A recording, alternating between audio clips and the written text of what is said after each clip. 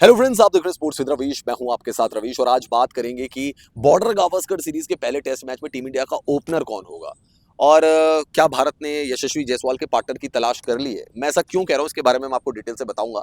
अगर आपने चैनल को सब्सक्राइब नहीं किया है तो चैनल को सब्सक्राइब करिए, बेल आइकन को दबाना ना भूलिए ताकि नोटिफिकेशन आपको मिले। एंड रवीश बिस्ट वन मेरी इंस्टाग्राम आईडी है और रवीश भी ऑफिशियल मेरी ट्विटर आईडी है, तो वहां पे भी आप मुझे फॉलो कर सकते हैं। तो दोस्तों, जैसा कि आप जानते हैं कि बॉर्डर गावस्कर सीरीज शुरू होने से पहले ही भारत के सामने सबसे बड़ी प्रॉब्लम है ओपनर्स को लेकर, क्योंकि कप्तान रोहित शर्मा के बारे में बताया जा रहा है कि शायद पर्थ टेस्ट मैच में वो ना खेले, हो सकता है एडिलेड टेस्ट मैच में भी ना खेले, लेकिन चलिए पहले ये मान के चलते हैं कि पर्थ टेस्ट मैच में वो नहीं खेल रहे हैं। जसप्रीत बुमराह कप्तानी कर रहे हैं, ओपनिंग कर रहे हैं यशस्वी जायसवाल, लेकिन सवाल यह है कि यशस्वी जायसवाल का पार्टनर कौन है। और जिस तरीके से अनऑफिशियल टेस्ट मैच में बल्लेबाजी हो रही है ऑस्ट्रेलिया के खिलाफ, उससे तो उम्मीदें और भी टूट रही हैं कि भारत के पास कोई दूसरा ओपनर है भी या नहीं भी।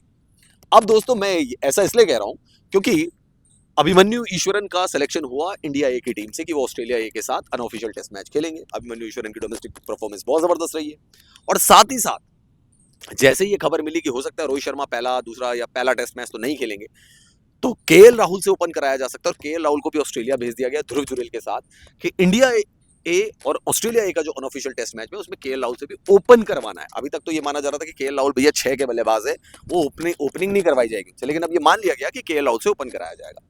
लेकिन इंडिया ए और ऑस्ट्रेलिया ए का जो अनऑफिशियल टेस्ट मैच हुआ, उसमें अगर आप देखें दोनों पारियों में अभिमन्यु ईश्वरन भी फ्लॉप हो गए और केएल राहुल भी फ्लॉप हो गए। अब मैं आपको इनका स्कोर कार्ड दिखाता हूं कि अभिमन्यु ईश्वरन और केएल राहुल की क्या परफॉर्मेंस रही है। तो दोस्तों, दूसरी इनिंग की बात करें, चलो पहली इनिंग में तो फ्लॉप हुए थे, दूसरी इनिंग में उम्मीद की जा रही थी कि कुछ कर लेंगे अच्छा। तो ईश्वरन ने बनाए भाई 17 रन और राहुल भाई ने बनाए 10 रन। और ये रॉकी, मतलब प्रोनाउंसिएशन बड़ा डिफिकल्ट है स्पिनर का, जिसने बॉल इनको कराई और बिल्कुल पैरों के बीच से बॉल निकल के बोल्ड हो गए राहुल साहब, और ईश्वरन 17 रन पे कैच आउट हो गए।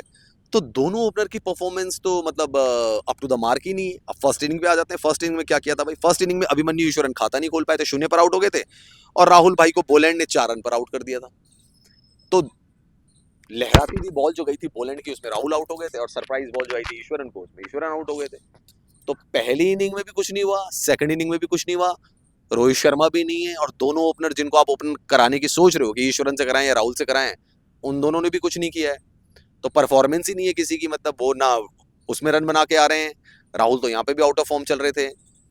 ईश्वरन को जो चांस दिया जा रहा है वो भी उसको कैपिटलाइज नहीं कर पाए हैं, राहुल भी नहीं कर पाए हैं, रोहित भी नहीं है। तो क्या जायसवाल दोनों एंड से खुद ही बल्लेबाजी करेंगे क्या? अब इंडिया के पास जो थिंक टैंक समझ में आ रहा है कि हाँ राहुल से ओपन करवाना चाहते हैं ये लोग, बट राहुल तो फॉर्म में दिख ही नहीं रहे। दोनों पारियों में देख लिया, स्पिन के खिलाफ भी आउट हो गए यहाँ पर और पेस बॉलर के खिलाफ भी आउट हो गए केएल राहुल। तो भारतीय टीम के थिंक टैंक में अब समस्याएं बहुत ज्यादा हो गई हैं।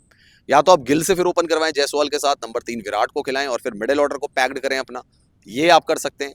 या अगर आपने राहुल को ही सोचा हुआ है तो भाई राहुल के पास अभी हैं कुछ दिन बचे हुए, हफ्ते 10 दिन का टाइम है जहां पे केएल राहुल अपनी प्रिपरेशन को अच्छा कर सकते हैं और ओपनर का स्लॉट ले सकते हैं, वरना इंडिया के कैंप में अब चिंताएं बढ़ चुकी हैं।